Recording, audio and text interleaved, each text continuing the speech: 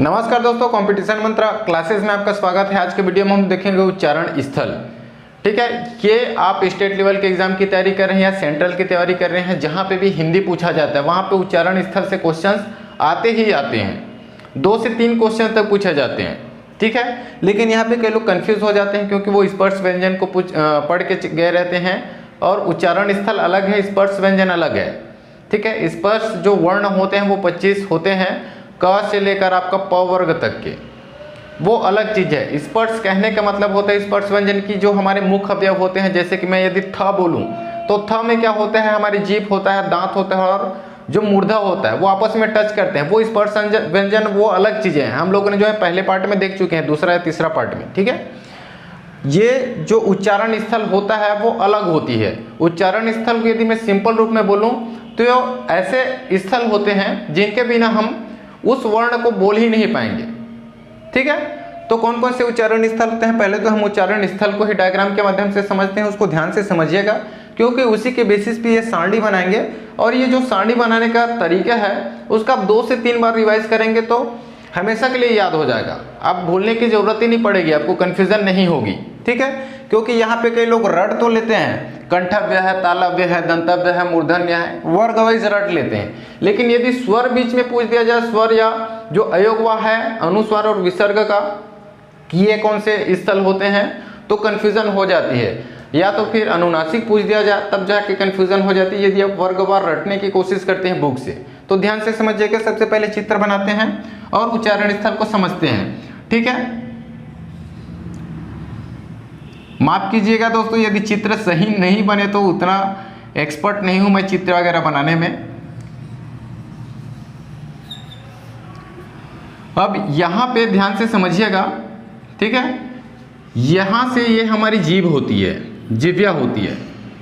ठीक है, जीभ के जो ऊपरी भाग होता है वो होता है हमारा तालु और ये होता है कंठ वाला भाग जो गले से उच्चारण होगी।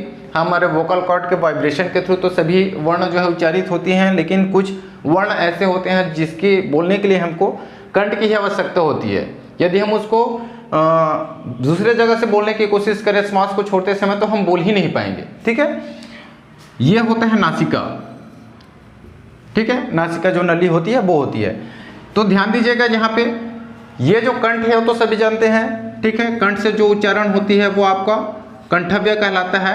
यहाँ पे मैं कंठ नॉर्मल लिख रहा हूँ, उसका नामकरण अभी नहीं कर रहा हूँ। ठीक है, अब जैसे ही कंठ के हम ऊपर जाते हैं तो ये जो जीभ का ऊपरी हिस्सा होता है वो तालु कहलाता है। ये वाला हिस्सा, ये जीभ है, ये वाला हिस्सा आपका क्या कहलाएगा, तालु। तो यहाँ से जो उच्चारण होती है उसको तालव्य कहा जाता है, ये कहलाता है तालु। इसका नामकरण याद रखिएगा, 1 नंबर पे है, ये 2 नंबर है। इसी के आधार पे हम लोग जो है यहाँ पे देखने वाले हैं निचले वाले हिस्से से, कंठ से लेकर तालु। तालु के बाद यदि हम नीचे आते हैं तो हमारा क्या आता है, मूर्धा। अब मूर्धा का मतलब क्या होता है, मूर्धन्य जो वर्ण होते हैं, मूर्धा कहने का मतलब होता है दोस्तों जो हमारा दांत है, दांत के ऊपर मसूड़ा है, मसूड़े के ऊपर जो है मूर्धा होता है। ठीक है, यदि हम सिंपल भाषा में इसको और बोले तो दांत का जो जड़ होता है, जो लगा होता है, वो किससे लगा होता है, मूर्धा से लगा होता है। तो जो मसूड़े के ऊपरी वाला हिस्सा है, लास्ट छोर, वो आपका क्या कहलाता है, तालु के जस्ट नीचे, और जो मसूड़ा है उसका जस्ट ऊपर का कुछ हिस्सा होता है वो आपका मूर्धा कहलाता है। ठीक है, तो मूर्धा समझ में आ गई। तो इसको 3rd नंबर पे याद रखिएगा। नीचे से जा रहे हैं उसको नंबरिंग करते रहे हैं ताकि आपको जो है रटने की जरूरत ना पड़े, आप समझें। जैसे एग्जाम में बैठे हैं तो आप क्या करेंगे, जो स्वर है व्यंजन को लिख लिए, उसके बाद इस सीक्वेंस में जो है उसको जमाना है सारणी के अनुरूप। ठीक है, तो ये बार बार करेंगे तो दिमाग में ऑटोमेटिक छप जाएगी। ये समझ गए। जस्ट हम मूर्धा से नीचे आते हैं तो हमारे पास क्या है, दांत। ठीक है, तो जो दांत से निकलती है वो दंतव्य होता है। ठीक है, दांत के बाहरी वाला छोर जो है वोट होता है, वोट से निकलने वाला, ये 4 नंबर हो गया। ये उसके बाद क्या आता है, वोस्ट आता है। ठीक है, तो ये 5 नंबर दे दिए। और इसके बाद आपको नासिका। ठीक है, जो ज़्यादा से ज़्यादा, नासिका कहने का मतलब क्या होता है, ऐसे वर्ण जिसको उच्चारण करते समय जब हम वायु अंदर लेते हैं, श्वास अंदर लेते हैं, तो सर्वाधिक भाग जो है जिस वर्ण को बोलने में जो लिए हुए सांस है उसका सर्वाधिक भाग नाक से निकल जाती है, वो अनुनासिक कहलाता है, नासिका से निकलता है। तो ऐसे वर्ण कौन कौन से, ये सारी चीजें देखने वाले हैं। इसका नंबर 6 हो गया, ठीक है। अब आगे का जो हम लोग देखेंगे वो क्या होता है, दो अवयव, जैसे कंठोष्ठ होता है, कंठ और ओष्ठ से मिलकर कौन से वर्ण बनते हैं। तो आपको बेसिकली 6 चीजें याद रखनी है, उसके बाद कौन कौन से जो है मिक्स होगा वो आगे आपको समझ में आ जाएगा। अब क्या करना है, इसको जो स्थल है, उच्चारण स्थल सीक्वेंस वाइज से हम लोग लिख दिए हैं पहले से, उसमें आपको लिख देना है। पहला क्या है, कंठ देखेंगे, ठीक है। दूसरा तालु, तीसरा मूर्धा, चौथा में दांत, पांचवा वोष्ठ, छठवा नासिका। अब इसका नामकरण किस प्रकार किया गया है, कंठ को कंठव्य बोला जाता है, तालु को तालव्य जो तालु से निकलता है, मूर्धा को मूर्धन्य, दांत का दंतव्य या दंत्य, ओष्ठ्य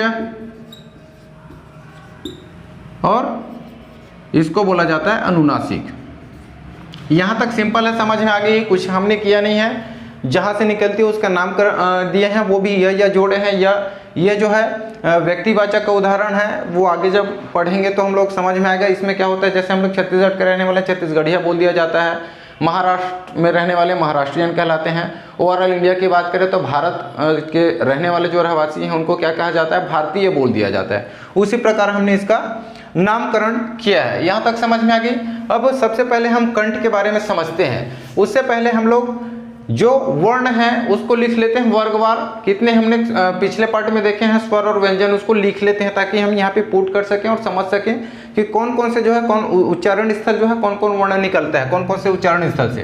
तो सबसे पहले हम स्वर को लिखते हैं, ठीक है। स्वर जो लोग नहीं जानते हैं तो पिछला जो वीडियो है जरूर देख लीजिएगा ताकि आपको आसानी जाएगा। बहुत सारी चीज़ें यदि आप देख रहे हैं, 1-2 क्लास इससे पहले का देख चुके हैं, तो आपको बहुत ज़्यादा आसानी जाने वाला है। स्वरों की संख्या 11 होती है। कौन कौन सा होता है, अ, आ, छोटा ई, बड़ा ई, उसके बाद छोटा ऊ, बड़ा ऊ, उसके बाद री, ए,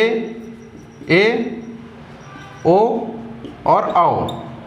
इतना ही होता है, ठीक है। स्वरों की संख्या मूल स्वर में 13 होता है, स्वर में 11 होता है, हमने लिख लिया। अब हम क्या करते हैं, व्यंजन को लिख लेते हैं। यहाँ से व्यंजन में क वर्ग अलग अलग वर्ग वाइज बांटे थे। मैं यहाँ पे क और जैसे क ट ये सब वर्ग नहीं लिखने वाला हूँ, डायरेक्ट लिख रहा हूँ, ठीक है। क वर्ग में कौन कौन सा होता है, क, ख, ग, घ, अंगा, ठीक है। उसके बाद च वर्ग आता है, च, छ, ज, झ, इया।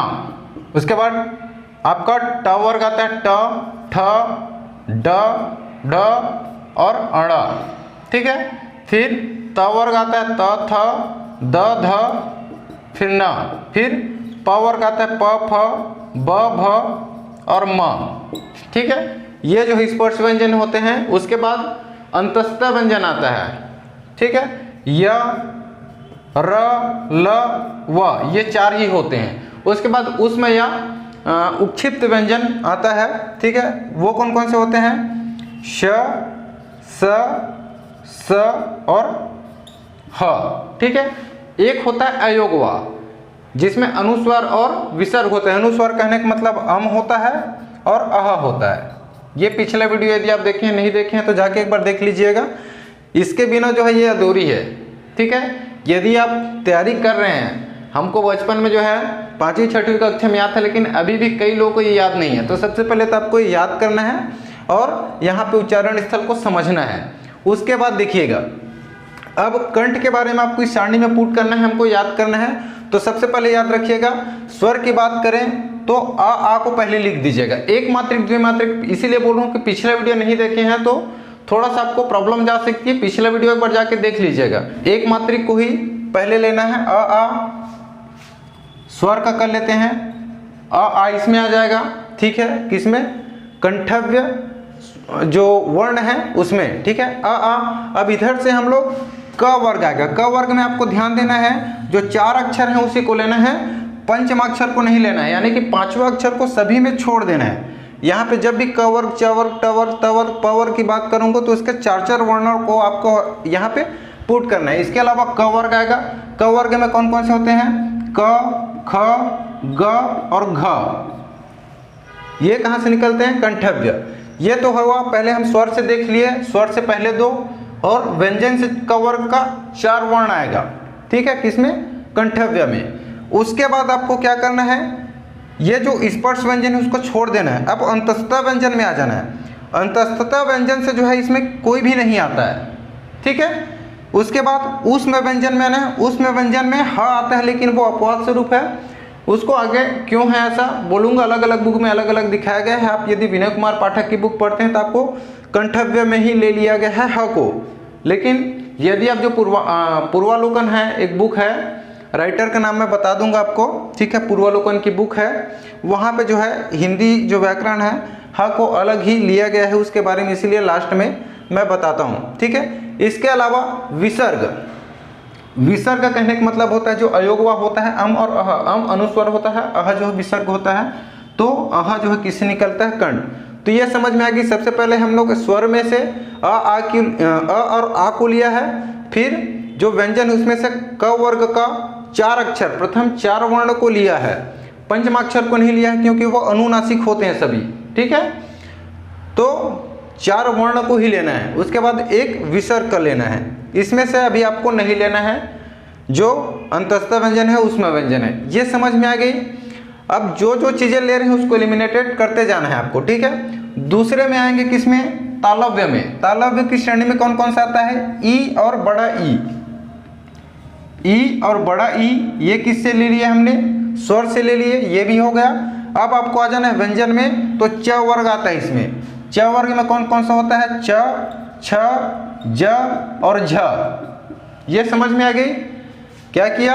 स्वर में से फिर हमने 2 लिया और व्यंजन में से च वर्ग के 4 वर्ण लिए। ये किसके अंतर्गत आते हैं? तालव्य में। अब ये जो स्पर्श व्यंजन है 25 होता है स्पर्श व्यंजन, उसको अब हो गया, वहां से हमने च वर्ग को ले लिया।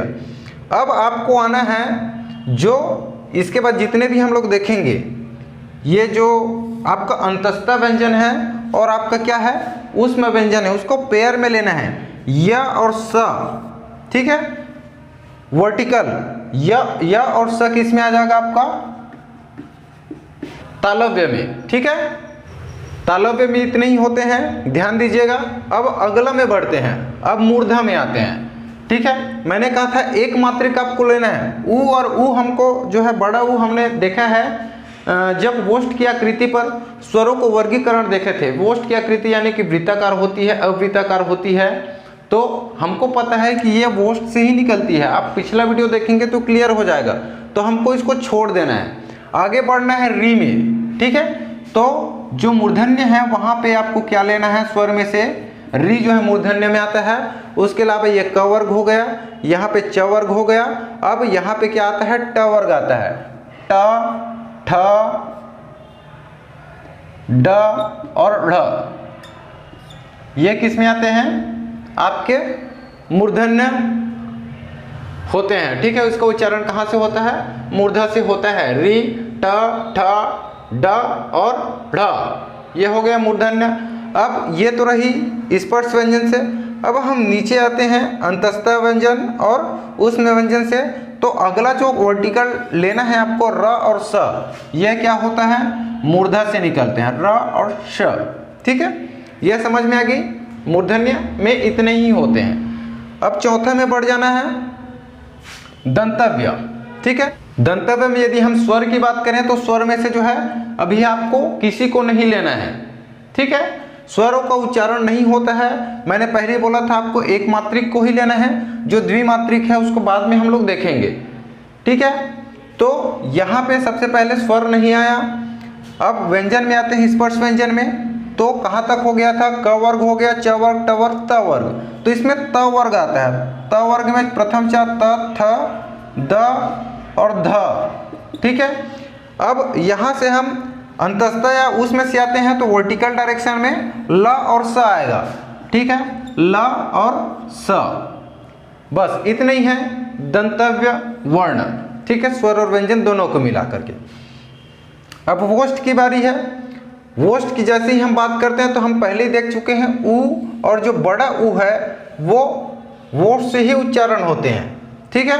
तो अब स्वर को ले लेना है, बचा हुआ स्वर ऊ और बड़ा ऊ, और इधर से हमने देखा है त वर्ग तक हो गया, तो इधर प वर्ग में कौन कौन सा है, प्रथम चार प, फ, ब और भ, इसका जो उच्चारण होता है वो वोष्ठ की सहायता से होता है। यदि हम कल्पना करें कि बोर्ड के बिना इसको बोलने की तो नहीं बोल पाएंगे, ठीक है। इसका उच्चारण जैसे प बोलना है तो आपस में जो वोट है वो जुड़ता ही जुड़ता है, बिना वोट के जो है हम बोल ही नहीं सकेंगे। जितने भी वर्ण हैं, इस जो उच्चारण स्थल है उसके बिना हम इसको बोल ही नहीं पाएंगे, ठीक है।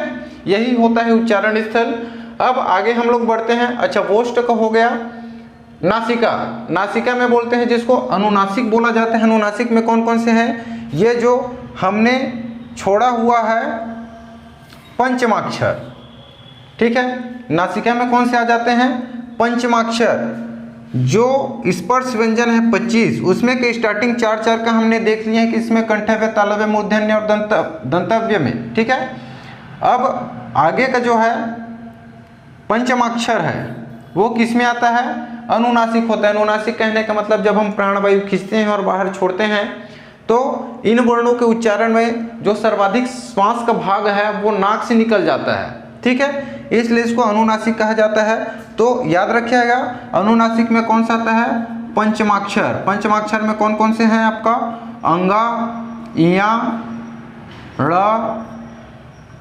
न और म, ये क्या होते हैं, अनुनासिक होते हैं, ठीक है। इसके अलावा हमने विसर्ग को किस में ले लिया है, ऑलरेडी कंठव्य में लिए है।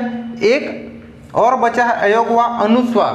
अनुस्वार भी किस में आता है, अनुस्वार कहने का मतलब अम जो है वो आपका नासिका यानी कि अनुनासिक होता है उसका उच्चारण स्थल, ठीक है। तो ये हो गई नासिका। अब हम लोग देखते हैं, थोड़ा सा क्रिटिकल है, हालांकि ज़्यादा क्रिटिकल नहीं है। कई ऐसे वर्ण हैं जिसका उच्चारण स्थल दो को मिलाकर होता है, ठीक है। उसके लिए हम क्या करते हैं, ये जितने भी लिख लिए उसको मिटा लेते हैं पहले, उसके बाद जो बचे हैं उसको हम लोग यहाँ पे समझते हैं, क्योंकि ये डिफरेंट है। यहाँ तक का याद करना आसान था क्योंकि हमने जो है एक मात्रिक को याद रखा जिसमें एक मात्रा होती है, तो पहले के दो फिर एक करके हम लोग स्वर को ले लिया, फिर क वर्ग, यहाँ से च वर्ग, यहाँ पे ट वर्ग और यहाँ पे त वर्ग को ले लिया है, ठीक है। साथ में अंतस्थ व्यंजन का दो का पेयर बना के वर्टिकल को हमने यहाँ पे पुट कर दिया है, तो हमको ये आसानी से याद हो जाएगी। पंचमाक्षर में भी हमको याद हो जाएगा, जो पांचवा अक्षर है वो पंचमाक्षर होता है और वो किस में होता है, अनुनासिक में, ठीक है। उसके अलावा एक बचा था अयोगवा से अम, विसर्ग को ले लिए हैं वहाँ पे पहले में, ये याद रखना है, ठीक है। अब इसको हम मिटा देते हैं जो हो गया है, ठीक है, ताकि आपको अच्छे से समझ में आए। व और ह बचा है, और इधर जो है ये पांचों जो है स्पर्श व्यंजन यानी 25 प्रकार के जो हैं 25 व्यंजन है वो भी हमने देख लिया है। स्पर्श व्यंजन किस में आता है, उच्चारण स्थल, ठीक है। अब इधर से आ ही हो गया है, ई हो गया है, ऊ और बड़ा ऊ री हो गया है, ये इतने ही बचे हैं, ठीक है। ये 6 वर्ण हमारे पास बचे हुए हैं। तो जो बचे हैं उसको देखते हैं यहाँ पे।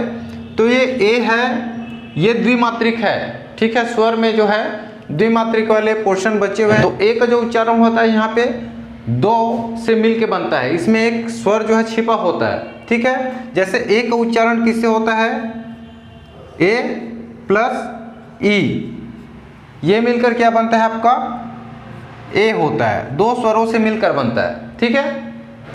तो अब यहाँ पे हमने अ को देख लिया, अ किसका होता है, कंठ का होता है, यहाँ पे देख लिया है। तो ये क्या होता है, कंठ प्लस ई का जो उच्चारण होता है किससे, तालु से होता है। तो अगला हमको समझ में आ जाएगा, जो बच्चा है वो क्या होता है, कंठ तालव्य कहलाएगा। कंठ और तालु से उच्चारण होता है, ठीक है। और ये क्या कहलाएगा, कंठ तालव्य। यहाँ तक समझ में आ गई। कौन कौन से, जो ए है और बड़ा ए है, ये 7वां में था, ठीक है। समझ जाइएगा, यहाँ पे थोड़ा इसको छोटा ही लिख देता हूँ ताकि कन्फ्यूज़न ना हो। ए और ए, ये किससे निकलता है? कंठ तालव्य से निकलता है। अब बचा हुआ है ओ और आओ। तो ओ को यदि हम तोड़ें तो किससे मिलकर बना होता है? आ प्लस ऊ से मिलकर बना होता है। उसका उच्चारण किससे होता है? अ प्लस ऊ से। आ हमने देख चुका है किसमें? कंठ में आता है। ऊ किसमें?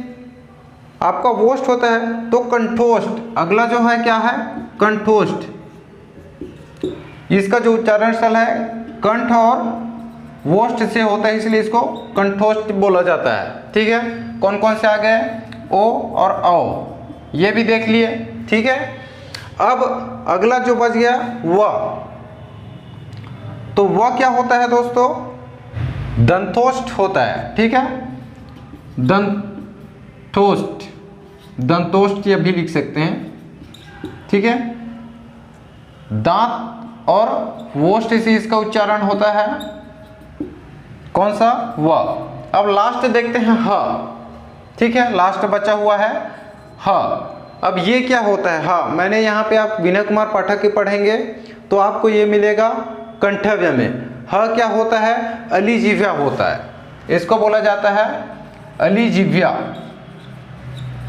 जो जिह्वा का जो पश्च भाग है, जो आखिरी एंडिंग होता है जीभ का, वहां से निकलता है, ह का उच्चारण होता है, इसलिए अलिजिह्वा में लिया जाता है। कई बुक में आपको मिलेगा, कई बुक में आपको ह इसी में मिल जाएगा, विनय कुमार पाठक की में। यदि आपके ऑप्शन में ये है कि ह का उच्चारण स्थल कौन सा है, आपका कंठव्य है या अलिजिह्वा है, तो आपको अलिजिह्वा ले लेना है। ध्यान रखिएगा, यदि अलिजिह्वा नहीं दिया है, कंठव्य दिया है, तालव्य मूर्धन्य दंत है, आपके पास क्वेश्चन आ गया ह का उच्चारण स्थल कौन सा है? कंठव्य, तालव्य, मूर्धन्य दंत है, तो आपको क्या लेना है? कंठ्य लेना है। ठीक है, तो ये समझ में आ गई। ये तो थी उच्चारण स्थल। अब ये तरीका जो है दोस्तों, यदि आप समझ गए होंगे सारी चीजें, तो आपको आसानी से याद हो जाएगी कि कैसे कैसे हमने किया है। ठीक है, एक मात्रिक था, स्वर में ले लेना है, स्वर और आपका व्यंजन है। आपको एक बार में याद नहीं होगी, 2-3 बार आपको पढ़ना ही पड़ेगा। क्या करना है? स्वर को लिख लेना है, व्यंजन को लिख लेना है। स्वर में एक मात्रिक है, उसका जो है 2-2 का पेयर बना के लिख लेना है, और तीसरे में री एक लेना है, बाकी 2 मात्रिक है उसको आगे तक छोड़ देना है। बाकी क वर्ग का जो प्रथम 4 वर्ण है उसको लिख देना है। एक विसर्ग आता है किसमें? पहले वाले कंठव्य में, और ये कंठव्य है, नीचे से स्टार्ट करना है, कंठ, तालु, उसके बाद मूर्धा आता है। जो जो हमारे मुख्य अवयव आते जाते हैं उसको आपको लेते जाना है। ठीक है, उसके बाद जो अगला चरण होगा सेकंड वाला तालव्य वाला, तालव्य वाले में क्या करना है? अंतस्था और आपको उसमें जो व्यंजन था उसको खड़ी पेयर बना के लिख देना है। ठीक है, वो और ह को छोड़कर कुछ चीजें हैं जिसको आपको याद रखने की जरूरत है। ठीक है, वरना कंफ्यूजन हो सकती है आपको, तो इसको एक बार अच्छे से बना के देख लीजिएगा। और उम्मीद करता हूँ आपको ये सारी चीजें समझ में आ गई होगी। हर एक एग्जाम में आएगा, हो सकता है आपको टिपिकल लग रहा हो, लेकिन आप 2-4 बार इसका प्रैक्टिस करेंगे, वीडियो को बार बार पोस्ट करके इसके बारे में थोड़ा सा विचार कीजिएगा, तभी आपसे बन पाएगा। आप नोट्स बना सकते हैं इसके लिए अपने अलग से। ठीक है, आपसे निश्चित रूप से बन जाएगा। और कभी भी उच्चारण स्थल से कोई से भी क्वेश्चन पूछ दिया जाए तो आप कंफ्यूज नहीं होंगे यदि एक बार इसको बनाना सीख लेंगे। ठीक है, तो मेरे द्वारा जो दी गई जानकारी आपको अच्छी लगी हो दोस्तों, तो चैनल को जरूर सब्सक्राइब कर लीजिएगा। और वीडियो में अंत तक बने रहने के लिए आप सभी का धन्यवाद।